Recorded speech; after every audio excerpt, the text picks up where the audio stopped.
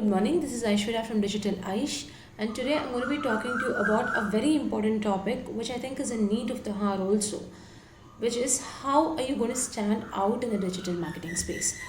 With so many people using the social media spaces, the space is really competitive right now, and all of them are subscribing to various courses, learning the tactics. So, if everybody is going to be doing the same thing, again, you're going to not be heard out to. So, what are you going to do to be heard out and people to get people to notice you, right? So, I've put together 6 points on how you can be doing it. Point number one, using content effectively. I always say this, you and your competitor have the same social media platforms and the same digital marketing space. So, when you identify your niche and use your content perfectly in order to cater to your segment and also specify your niche very wisely using these content techniques, it will definitely stand out. What do you say, like how differently are you going to say it in comparison with your competitor? Or more than anything, what is your sole purpose? Why did you create this brand? What do you stand for?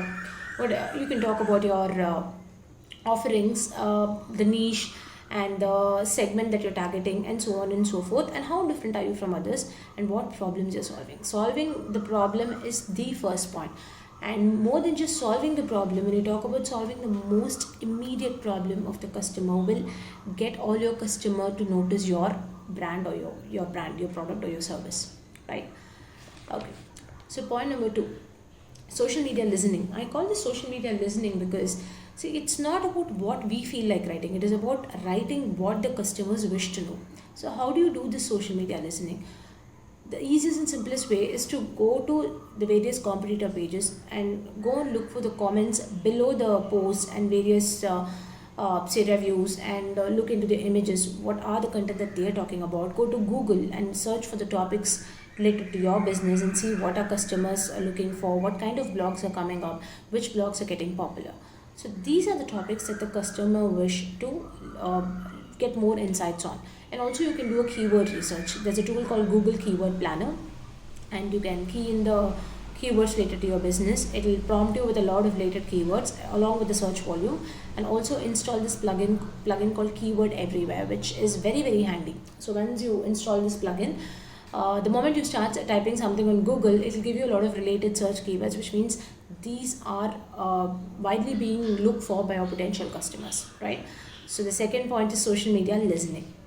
Now coming to the third point, okay, unique and engaging pitch. So this is something which we all need to understand. Like, we've heard of the sales pitch, the elevator pitch, and different kinds of pitches. So your pitch should be unique, and it's not like one size fits to all. Though you have your pitch design broadly for all your customer base, all your buckets, you should be prepared to slightly modify it based on your customer segment. So say suppose I am pitching it to a womenpreneur, I am pitching it to general entrepreneurs, and I am pitching it to students. My pitch will be slightly different because womenpreneurs would look in terms of continuous support, in terms of individual one-on-one learning, in terms of how effectively they'll be able to grasp all the concept and post-training support.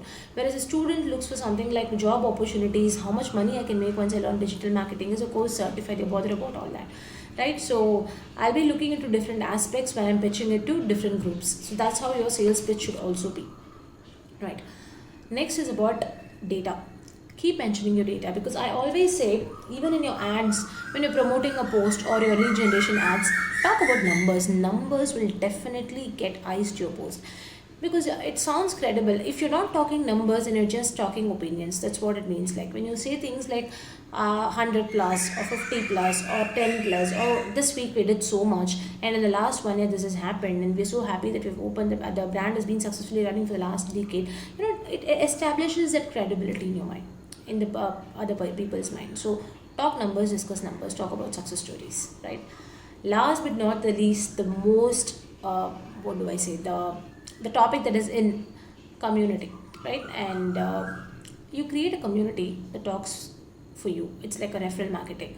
And like when you have this community, say you're building a community through your activities, it's not just a Facebook page. So tomorrow if the Facebook is not there, your community should not be lost. Make sure your community is there in different places. Like you bring them on WhatsApp or Telegram, and they will be your sort of brand ambassadors. So you create those sales pipelines for you, and what do they get out of it? So referral benefits probably. So it's all coming back to what it was before. So look into how effectively you'll be able to build your community around this, right? And of course, I always say what goes online goes offline, what goes offline comes online. So if you're doing things online, occasionally it's also good to have things go to the print media or other forms of marketing, traditional marketing. If you see people who are doing marketing really well, they'll just not stop to digital, because if you're saying the same thing again and again for months together, it kind of gets saturated in people's mind. Then what happens is, suddenly when you see an article coming in any newspaper, any famous newspapers, and you'll be like, okay, so yeah, they've also recognized this brand, so maybe it's important. That the people who know to do marketing, they know when to introduce which kind of marketing very, very effectively. They keep doing it in digital. Suddenly you get an article on a newspaper. You get an article on a famous magazine, right? You get a mention, say somewhere in a radio channel. So all this is important. So consider, because we have to do things differently. This is a competitive space. Everybody now, and now that everybody knows the knack of doing it, those who are able to do it differently wins the game.